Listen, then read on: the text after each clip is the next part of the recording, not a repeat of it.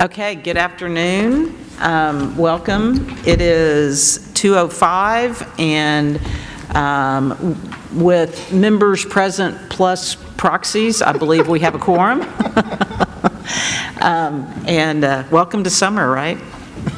If you'll note the roll, and I know you've got a list of the proxies, but what I have so far is Mayor Delisle has Mayor Penniman-Morins, Councilmember Fuentes has Councilmember Alters, Commissioner Howard has Councilmember Ellis, I have Matt Harris, Amy Patillo has Judge Browns, and Councilmember Stevens has Mayor Schrader's. Any that I missed? Okay, great. We will move on. Are there any public comments? No? Okay, that's a no. All right, we don't have a need for item number 3, executive session. Is there a report? Yes, hey Lori, welcome.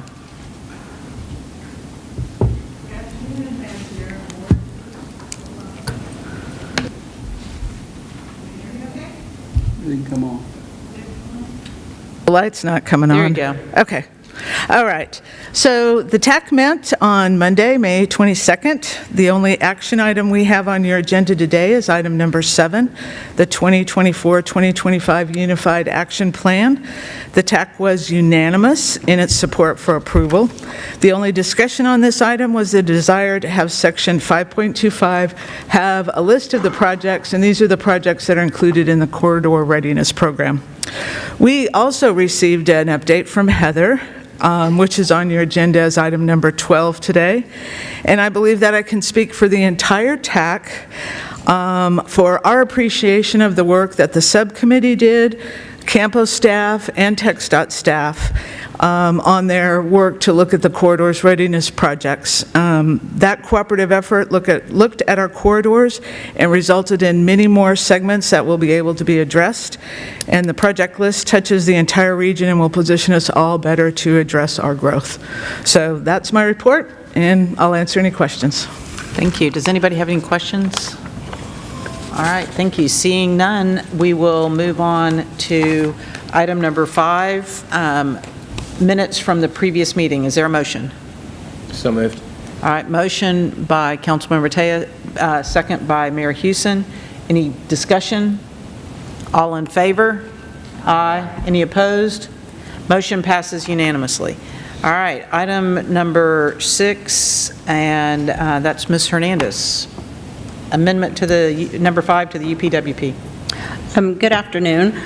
Today we're here to discuss and take action on the current fiscal year 2022 and 2023 UPWP Amendment number 5. The Unified Planning Work Program is a federally required document that identifies the planning priorities and activities to be carried out within the CAMPO region. This UPWP is adopted every 2 years and may be amended, and that's what we are asking today. We are adding $250,000 of PL funding for operational and moving expenses. And we are also adding the Regional Mobile Emission Reduction Plan of $1 million of FHWA or Federal Highway Administration funds and $250,000 of TDCs. That item was approved back in May by the board. So staff is requesting that the Transportation Policy Board approve the amendment number 5 and its accompanying resolution 2023-6-6. Any questions on this item? Is there a motion? All right, motion by Mayor Delisle, second by Me. Councilmember Matea. Any discussion? All in favor? Any opposed? Motion passes unanimously.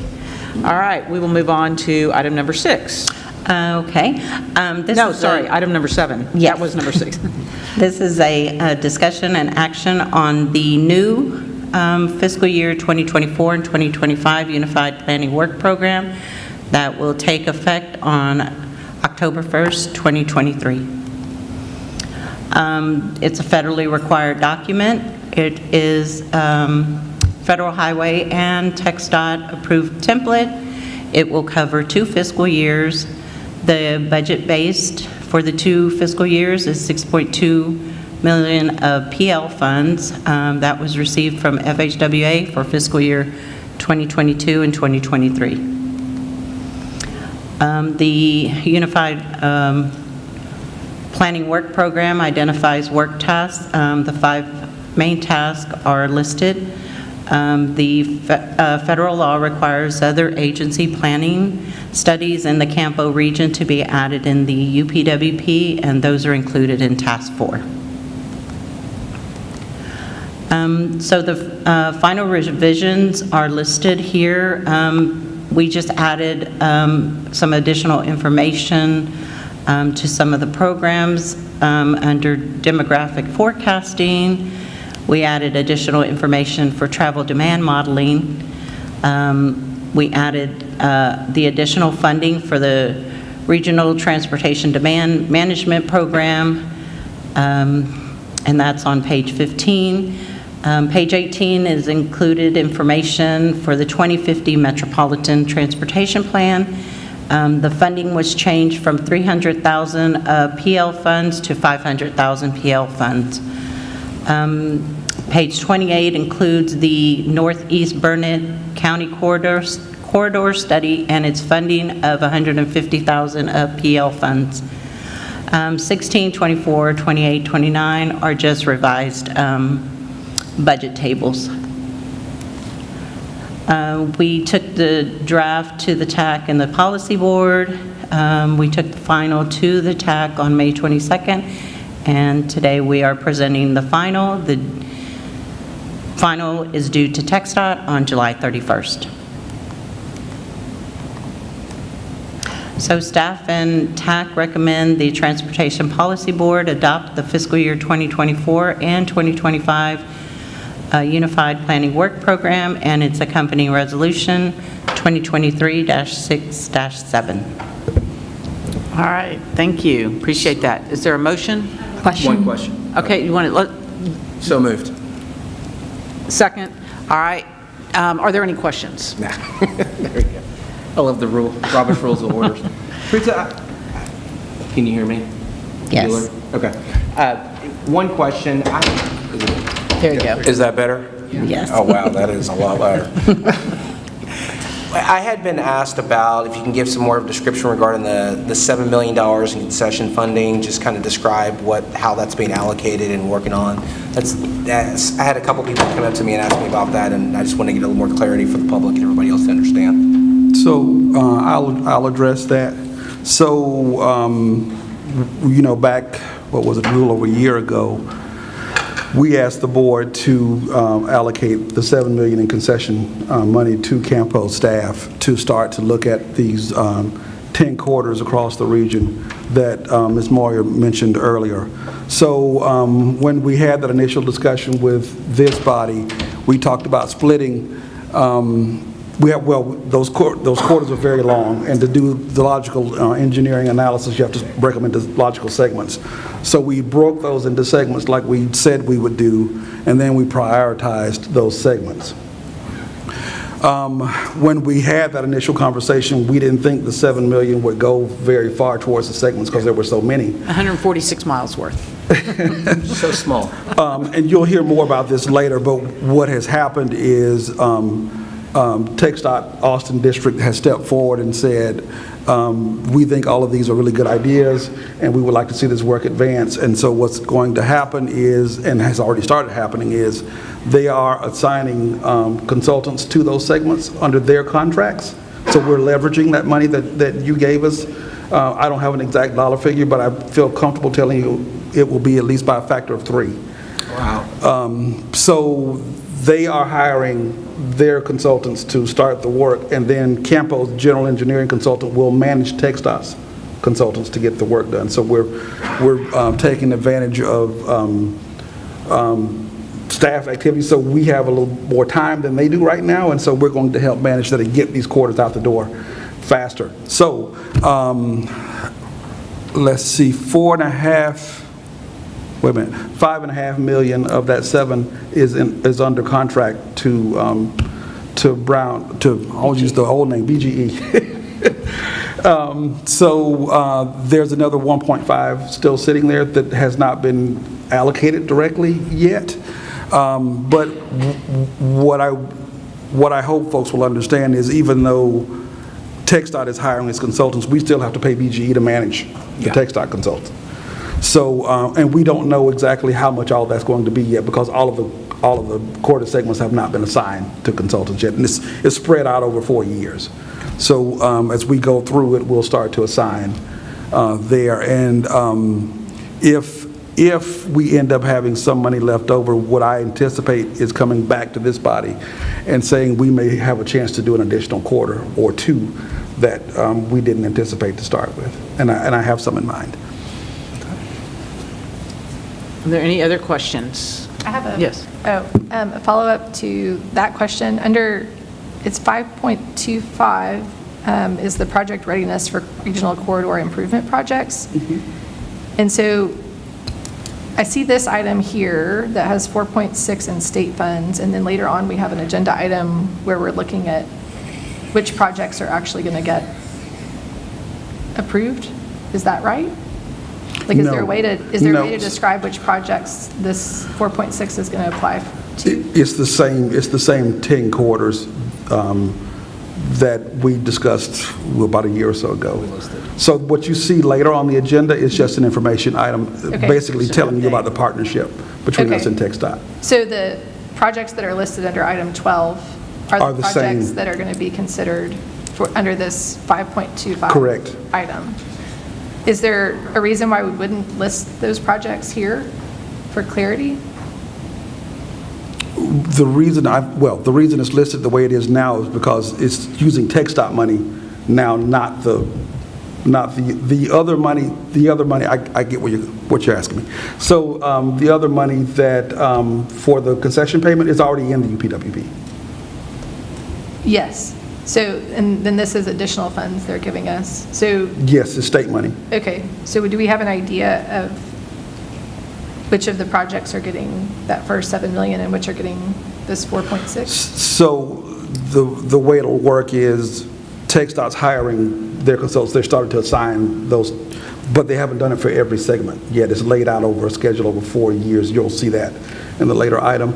And as they're doing that, we are assigning our consultant to start managing the contracts, but we don't know what the work entails yet till we get to them. Okay, so would we anticipate in the future then amendments to this UPWP that would clarify which projects are getting portions of that funding after consultants are assigned? That's well, I would say no, because that's a lot of detail under one contract. Okay, So. I mean, there will be constant updates on the corridor program, but not necessarily updates to this document. Is that what you're? Yes, Okay. because that would be processing a lot of amendments to the Okay. UPWP.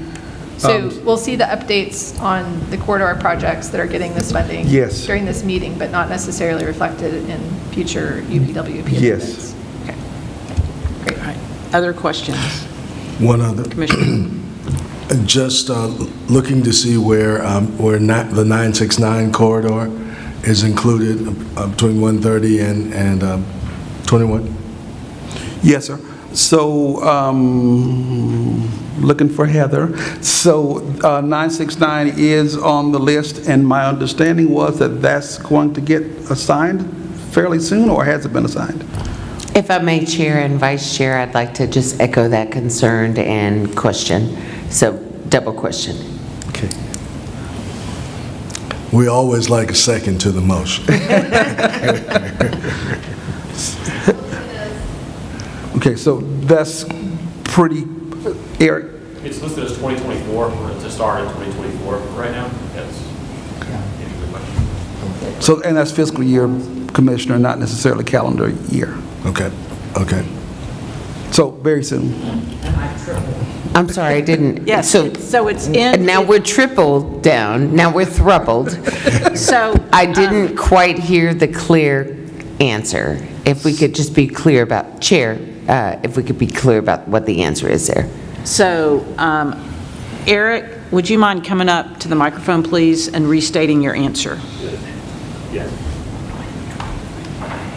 And there is going to be a more detailed item discussion on number 12. This is, so I just want him to answer the question. We're not going to get into detail here. That's for item number 12. Right. So if you'll Here- just- Does it work? On, cool.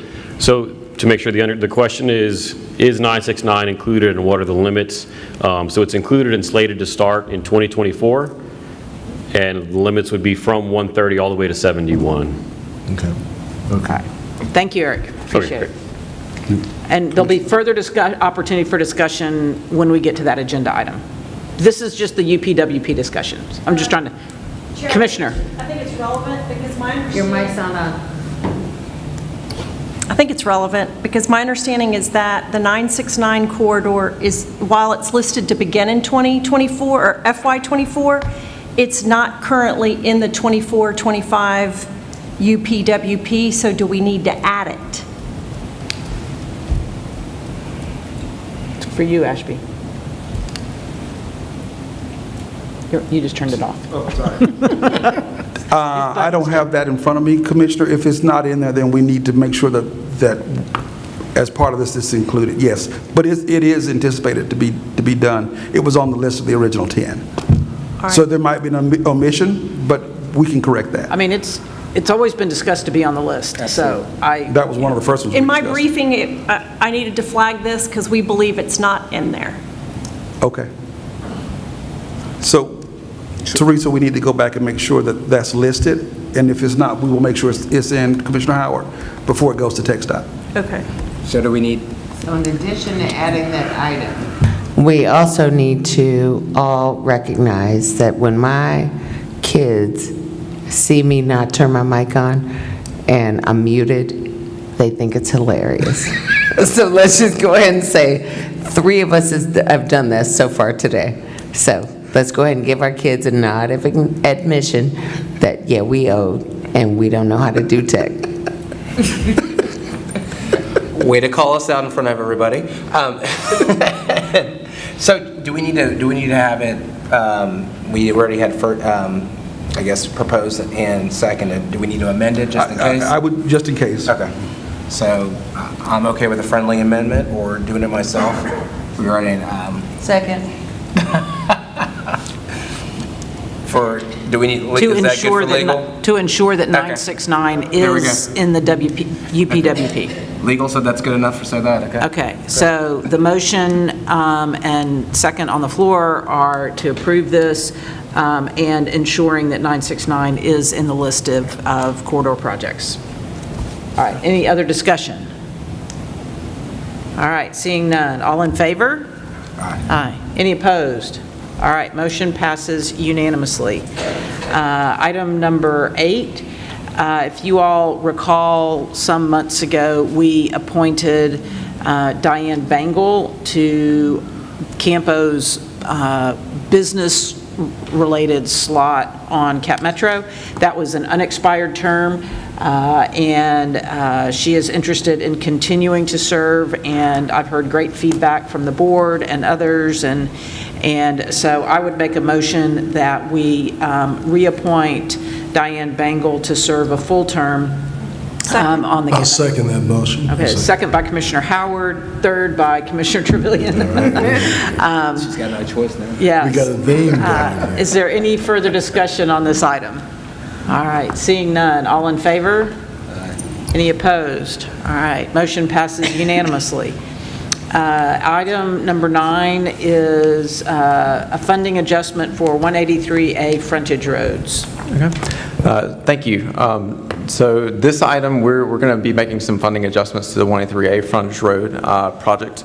So I want to kind of talk about, I guess back in May 6, 2019, I think there are only about 4 members that I see today that were here. But we had a major funding initiative for congestion relief projects.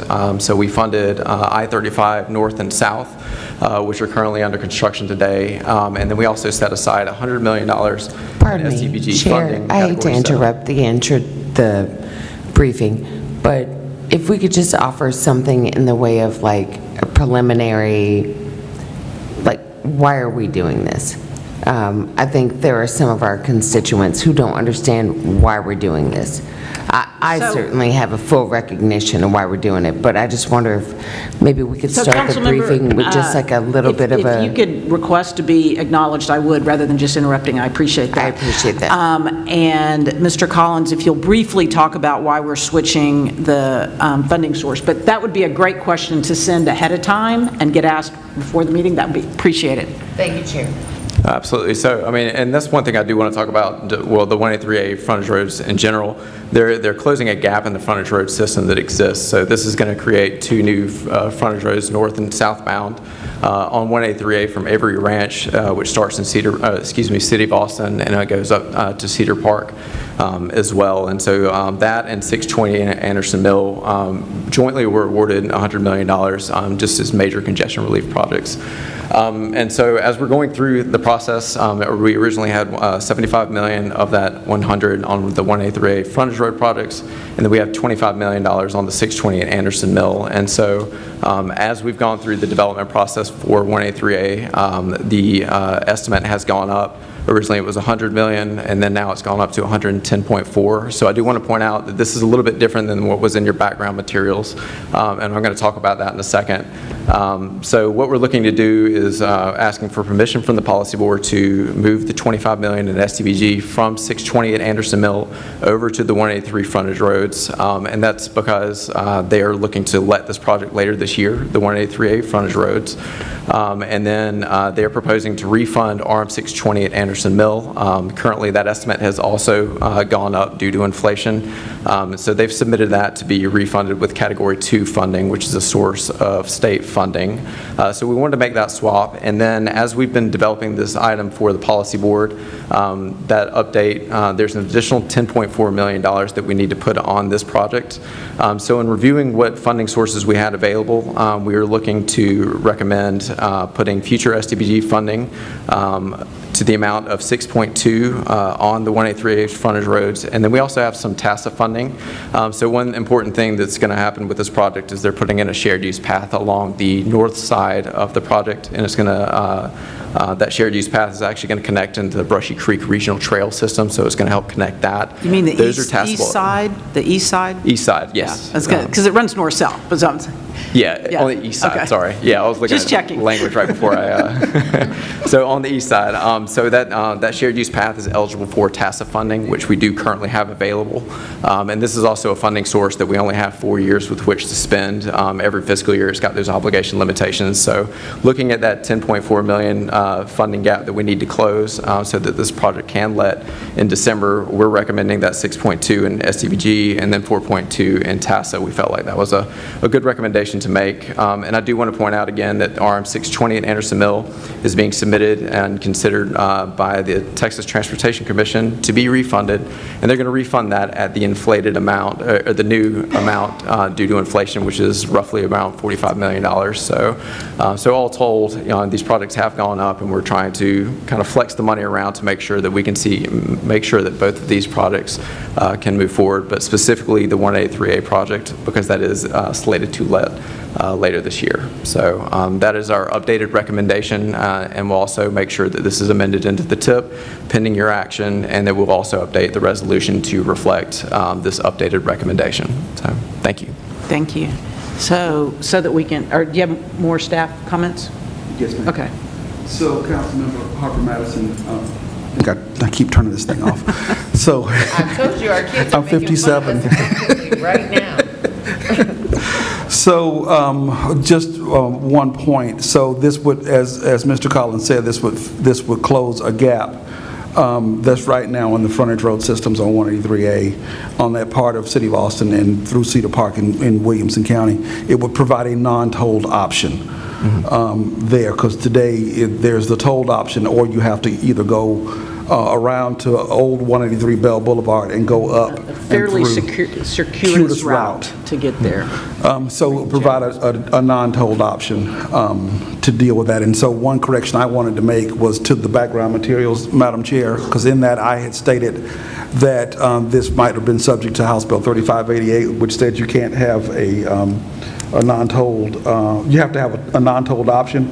This was not subject to this because this was not converting an existing road Right. to toll, so 3588 did not apply, and I wanted to make sure I corrected that. And so, in layman's terms summary, we are shifting money around because one project is ready to let sooner, and we're using different categories of funds to cover the overages due to inflation. That's correct. So that's, Mayor. I just want to say I hold Cedar Park's proxy today, and I this was has going to say, I'm long been, expecting a motion from you. this has long been an equity issue for Cedar Park, Leander, and everybody north of us, so I am very proudly making a motion to approve. And I will second that. Thank you. I'll triple it. You are tripling today. All right, any other discussion on this item? Yes, Madam Chair, I do have a question. So some of the portions of this extension include, if I'm understanding correctly, they include like some pedestrian access and some of that kind of stuff, in which case I'd like very much to be able to have if we may, have a brief presentation about, does this change things there? Does it change what? I'm sorry. The pedestrian access components. It actually increases it. does, yeah. Currently, there are That's no... wonderful. There Just- are no frontage roads in this section of roadway. So nothing but good news today. Yes, Y'all it want me to is. sing? So council member, this improves it, but, and there's a gap in the pedestrian portion right now. This will fill that gap in addition to the roadway gap. So now you're going to have a continuous shared use path from, essentially from Avery Ranch all the way up to State Highway 29. Fantastic. Thank you. All right, any other questions? All right, seeing none, all in favor? Any opposed? All right, motion passes unanimously. Item, let's see, now we're on to the functional classification of that project, item number 10. Absolutely, yeah. So related to that project, for it to receive federal funding, we do have to functionally classify it. It is currently unclassified because it doesn't exist, and so we need to get a functional classification for the project, and then that application for functional classification is sent from TxDOT to FHWA, who then approves the functional class. So it's currently unclassed. We're requesting the functional classification to be a major collector, which is what all of the frontage road system and the TxDOT system is currently classified as. So this is really just an administrative thing to make sure that the federal funding we are putting on it is eligible. So with that, we'll be requesting the board approve the functional classification of the 183A frontage road project. So thank you. I will take that motion from Mayor Delisle, and I will second it. So moved. All right, any questions, discussion on this item? All right, all in favor? Any opposed? All right, motion passes unanimously. All right, thank you. All right, item number 11, Ashby. Mr. Liss is coming up for that, Madam Chair. Okay. Good afternoon, Will Liska, Regional Planning Manager for CAMPO. On March 30th, CAMPO issued a request for proposals for planning services for the FM 1626 and RM 967 intersection study. The purpose of the study is to assist the city of Buda with a multimodal transportation study that will identify safety and mobility needs and develop a context-sensitive transportation vision for the FM 1626 and 967 intersection. This contract will use up to $160,000 in surface transportation block grant funding, and the city of Buda will provide an additional $40,000 in local contributions for the total project budget not to exceed $200,000. The interlocal agreement between CAMPO and Buda formalizing this partnership was approved at the April board meeting and has since been executed between the two parties. CAMPO received 4 responses to the RFP. These proposals were ranked and scored out of a maximum score of 100 by the evaluation committee using the criteria defined in the RFP. The top 2 ranking firms were invited for in-person interviews with a potential maximum 25 additional points awarded through the interview process. RPS Group was the top-ranked firm following the interviews and was selected as the preferred contract recipient. With that, staff requests the Transportation Policy Board authorize the CAMPO Executive Director to negotiate and execute a contract with the top-ranked consultant firm to develop the FM 1626 and RM 967 intersection study. Motion for approval by Mayor Houston. Is there a second? Seconded. Second by Councilmember Harper Madison. Any discussion on this item? All right, seeing, question, Commissioner Howard. Yes, Commissioner, I have a question. I'm fine with the selection of this,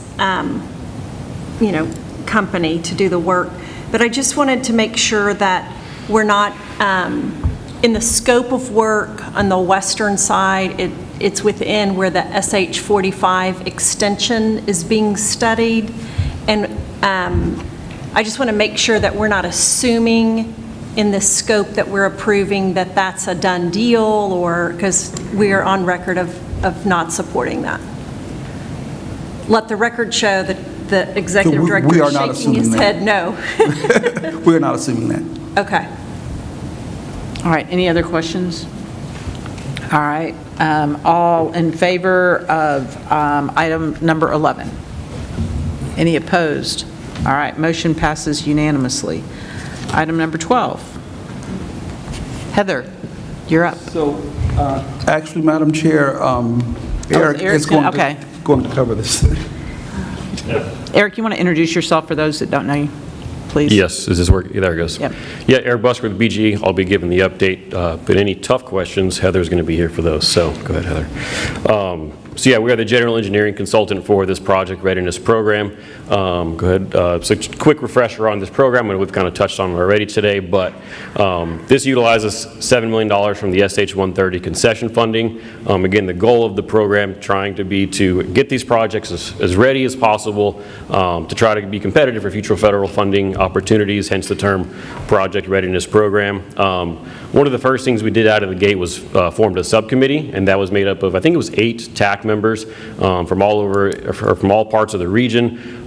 We had our first 2 meetings, one in September and one in November of last year, and in those meetings we're really trying to figure out how do we stretch this $7 million, what's the best way, how many planning studies can we do versus like full schematics, and we were almost struggling trying to find the right mix of projects, but at some point during that second meeting in November, TxDOT kind of stepped forward and said, well, hey, we have some contract capacity out there. Is there a way that we can tap into that while also utilizing some of the funding that we have set aside as CAMPO's general engineering consultant?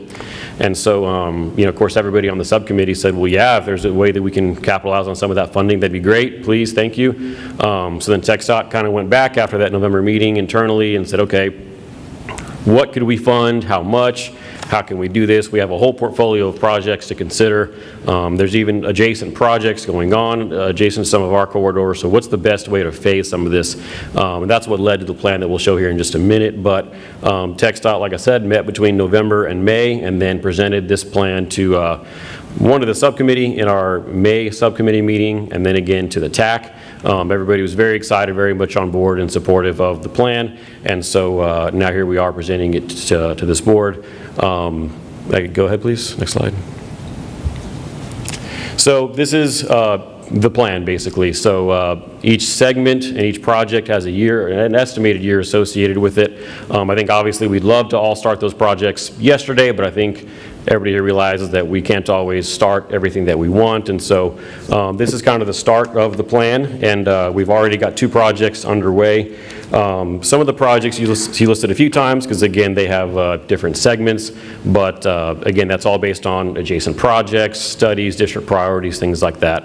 And then some of the projects are listed as TBD. That's only because they have not been added to the UTP yet. But I believe a UTP amendment was submitted just a few months ago that adds these segments into the UTP, so then they'll get CSJs assigned to them, and then we can add them and add dates to this plan. Go ahead, Ashby. So I'm slowing you down, Eric. You're using a lot of acronyms. So, so UTP is Unified Transportation Program. That's the TxDOT Commission 10-year planning document. And then CSJ is Control Section Job Number, and it is a tracking system for TxDOT on projects. Thank you, Ashby. Thanks, Ashby. All right, next slide, please. But on that one, 969 is the third one down, just Okay. so to, 969 looks good. I'm a little concerned about 1100 because there's to be determined, and I want to know exactly what to be determined means and how you get it to actually assigned, what the process so looks like. when it comes up to amend the UTP, make sure that you're here to vote for it, because that will get in the UTP, and then it will go through the process to get a number, to get on this list. So if I just happen not to be here, maybe the vice chair will be a proxy on me. I feel a lot of peer pressure, but I guess so. Just now, did you tape that young lady? Just checking. All right. Will that mean that it's at the bottom? Like, I'm looking at 1431, which is the only road that goes through 3 of our counties. And so by being late to get in, does that mean it's Going to be last? Not necessarily. okay? Yeah. So Commissioner Howard, the reason, and Commissioner Trevilian, the reason those look like they do is they needed to be added into TxDOT's Unified Transportation Program first before we could. Right, I got that. Yes, ma'am. All right, go ahead, Eric, thank you. Sure, no problem. Next slide, please. So this just kind of is intending to show the overall portfolio of projects that the district has going on just within planning and the NEPA phase of the project, not even obviously PS&E and construction, but the blue lines represent these 10 projects that CAMPO is taking on. So those are the CAMPO-led studies, and the green lines are just all the active TxDOT projects right now. So a large workload, but I think overall we see a very comprehensive network that connects Austin with the outskirts of our region, and so certainly a massive undertaking. And so again, just to be very clear about how this would work, we as the general engineering consultant would manage the consultant hired by TxDOT under a TxDOT contract, but we are supervising them as an extension of TxDOT staff, so it doesn't add extra burden to TxDOT. They're certainly involved. They have their own project manager assigned to each project, but we're able to handle the day-to-day questions from the consultant and make sure that they're moving the project forward. So I think it'd be a really productive relationship and a productive opportunity. Certainly I want to thank the subcommittee members for their time. Obviously everybody is very busy, this board and TxDOT, and so just really appreciate it. And I think with that, any questions, or Ashby, anything to add? Madam Chair? Yeah, just one second. Eric, I want to, for those who are not familiar with this management model, Hayes County has used it for a number of years with their bond program of having a general engineering consultant sort of manage the various projects. Williamson County has used it for over 2 decades. City of Austin's used it. Others have used that same kind of model, and it allows us to ensure that you can have a lot of projects going at the same time, but still have eyes on all that. But their job is to bring all the correct players to the table at the same time and make sure that stakeholder input as well as all of that takes place as well. So, did you have a question, or was? Given the last discussion we had about the 183A project where inflation impacted the bottom line cost, so we've got the same set fee, $7 million. Have we contemplated how inflation might impact these and how the dollars might be assigned given that we have multiple projects? Yeah, so to be clear, the $7 million is just for kind of design services, not for construction. But no, so that we don't really know how far that $7 million is going to take us, but we know that, like Ashby said, there's a remaining $1.5 million that is not budgeted for anything just yet. But I mean, I think we certainly think that we can manage this whole program within our current contract capacity. Inflation in future years obviously is to be determined, but I think we're all very comfortable that that's adequate for us to manage the program until it's. You're saying that on the record? How do we reconcile that? Yes, but we feel comfortable that it should be enough, but you never know. I wanted you to make sure that my proxy understood that. That's all good. Sure. And Yes, Councilmember. Madam Chair, just to follow up with his question, if you said maybe, I don't like maybes, So Right. the response to maybe is, if it doesn't work out, which oftentimes maybes don't work out, how do we reconcile? So in that event, council member, we would have to come back to this body and ask for consideration of additional funds and spell out what they will be for. I don't like that smile. I mean, just to kind of put this back into context, when we identified all of these projects, you can go back and look at I probably didn't make it to the minutes, but I know I certainly said it at the meeting, this is not enough money to do everything that's laid out in that scope. So I want to reiterate that and say it again, that it's not going to be staff's fault, our consultants. It's just, we said the list is much longer than there is funding to get to it.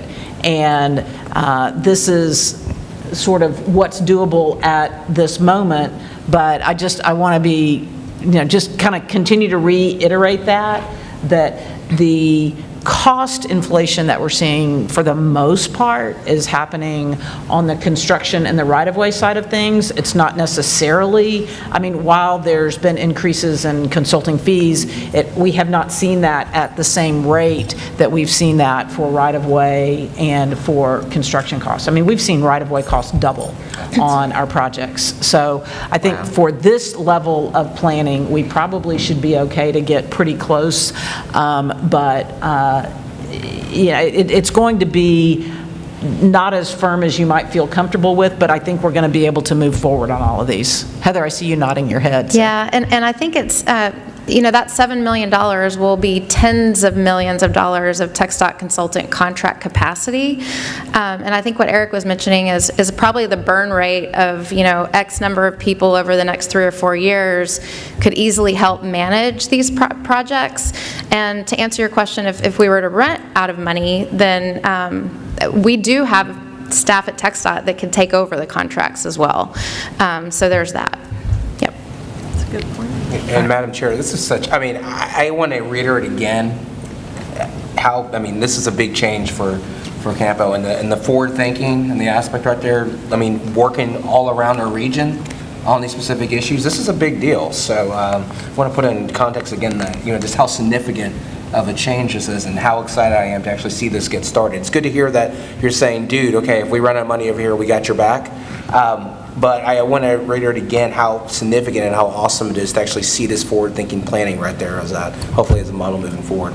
Yeah, and thank you for saying that, because I've said to many people, this is probably, in my tenure on CAMPO, some of the most significant work, short of the funding work that's going on with I-35, really probably the most significant planning work that we've done in 2 decades. And so it's not going to feel as solid as we might like, but it's significant. And I'm looking at Highway 29 on there. Williamson County spent over $3 million of local money in 2008 and 9 doing planning on that roadway.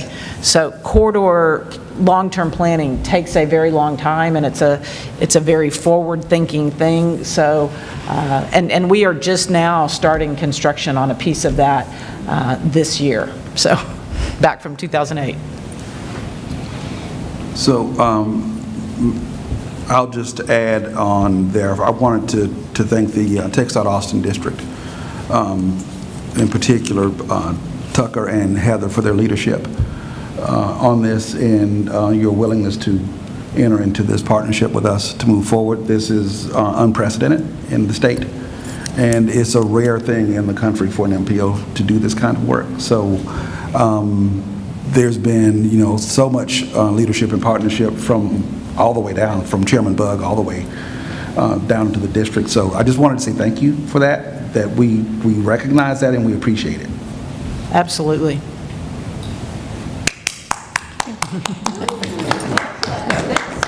So Eric, did we let you get finished? I know we cut you off several times. No, yeah. I'm finished. Thank you all very much. All right. Any other questions of either Heather or Eric on this? All right. Thank you very much, Eric. Appreciate it. Item number 13. TDCs for carts. Thank you. So this is really just kind of bringing back an item from the last board meeting where y'all awarded FTA 5310 funding.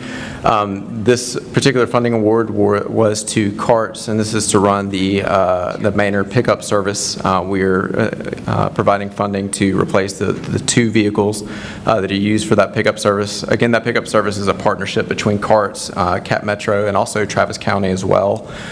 So as part of that, carts has subsequently applied for 85,000 transportation development credits, which are a funding tool that we can use to allow carts to use the TDCs in lieu of a local match.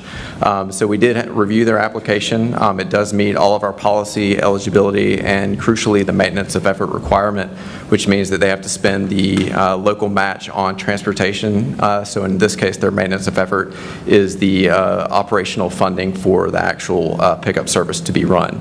So because it meets all of the required local, state, and federal rules and regulations, we're making a recommendation that the policy board approve the 85,000 transportation development credits, 2 carts for the Manor pickup service. I move approval. All right. Second. All right, there's a motion by Commissioner Trevilian and a second by Mayor, you're not Mayor Pro Tem anymore, sorry, Councilmember Harper Madison. Go ahead.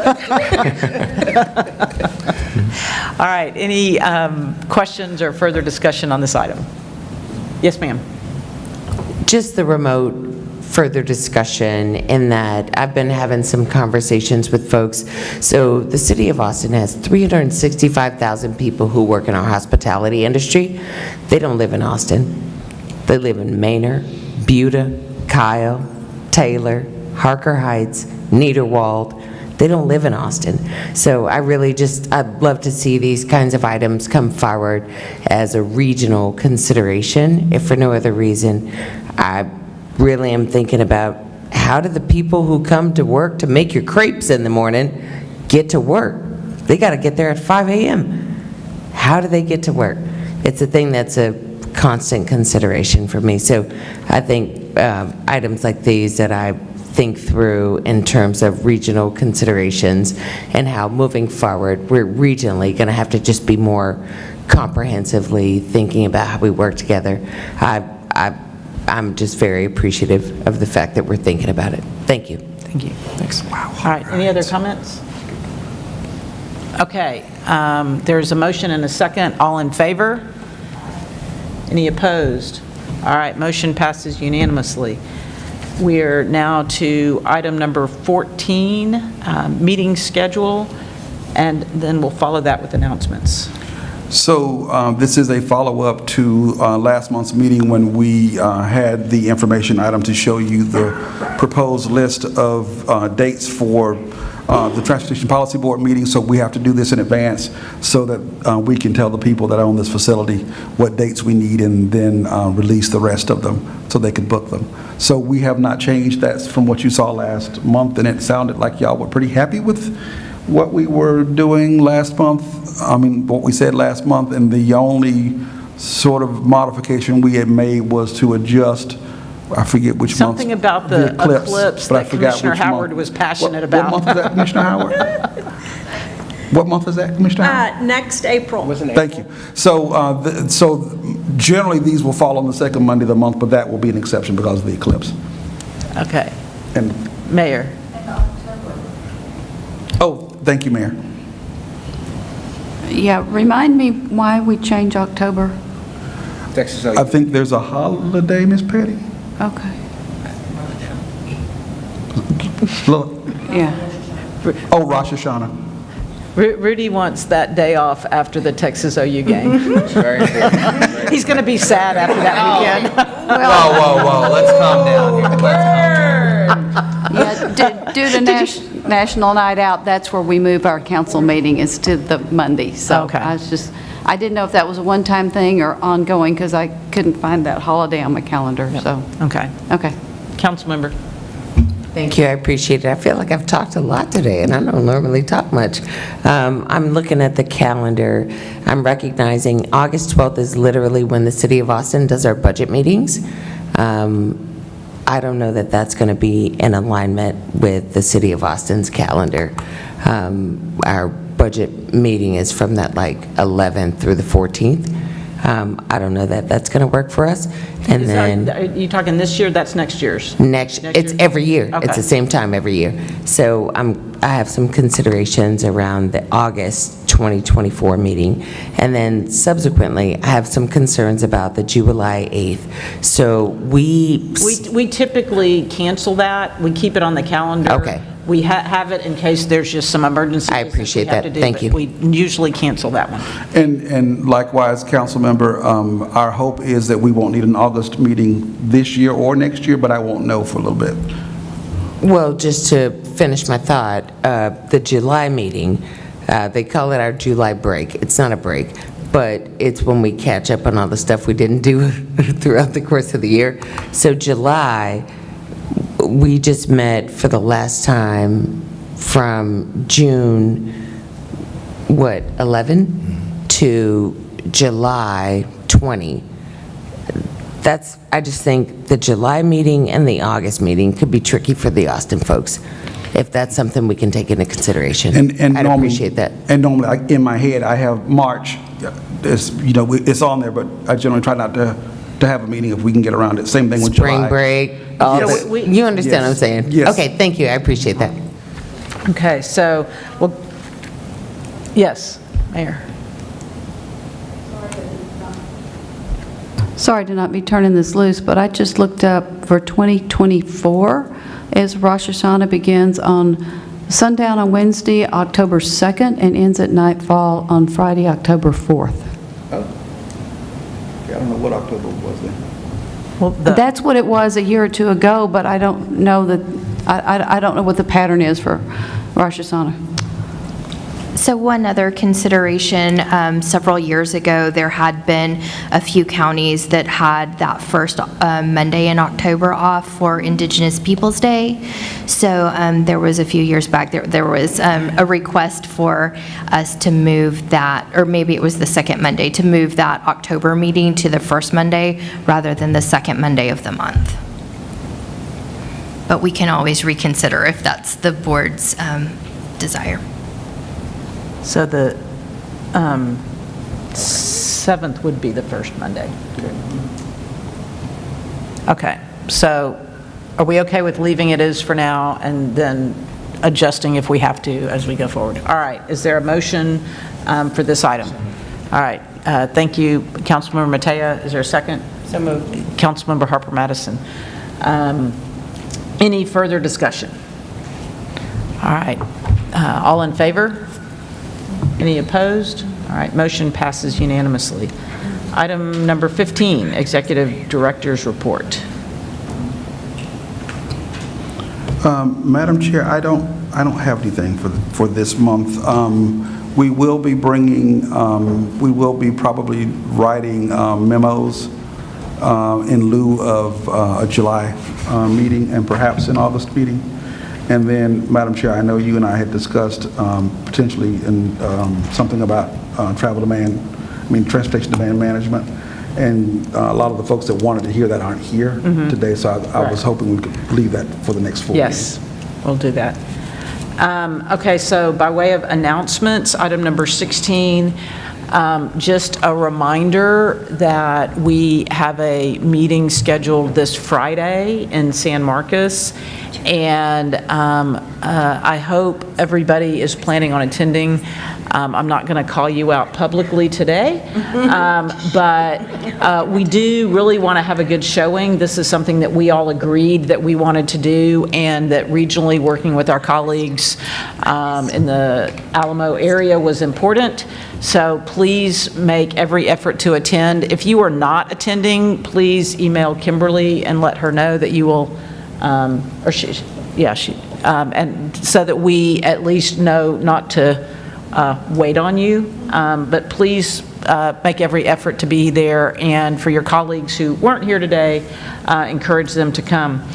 Then we have a TAC meeting on June the 26th. Our July meeting is officially canceled, and so our next meeting will be August 14th, 2023.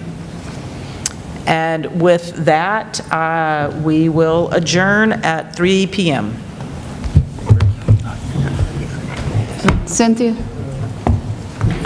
Yes, ma'am. Indigenous Peoples' Day is October 14th, so Okay.